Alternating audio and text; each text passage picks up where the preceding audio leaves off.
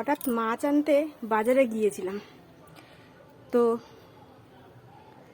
প্রথমেই যেটা গেলাম গাছের দোকানে, ফুল গাছের দোকানে একটা টগর ফুল গাছ, নর্মাল যে টগর ফুল, আমার শাশুড়ি বহুদিন ধরে বলছিল টগর ফুল গাছ আনতে, তাই একটা টগর ফুল গাছ আর একটা নীল জবা। এটা বলেছে তো নীল জবা, জানি না কি হবে।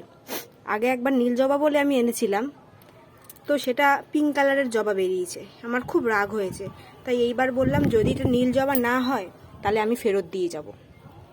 তো এই গাছ দুটো এখন আমি লাগিয়ে উঠতে পারিনি, কারণ এখনও মাটির সমস্যা হচ্ছে, আমি মাটি পাচ্ছি না।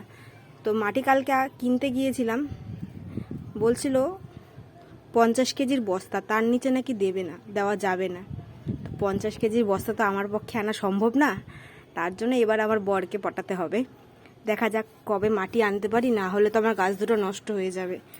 এইবারও যদি নীল জবাটা না পাই আমার খুব কষ্ট হবে। আর যদি এই গাছে কখনো নীল ফুল ফোটে আমি নিশ্চয়ই সেটার ভিডিও তোমাদের পাঠাবো বন্ধুরা। টাটা।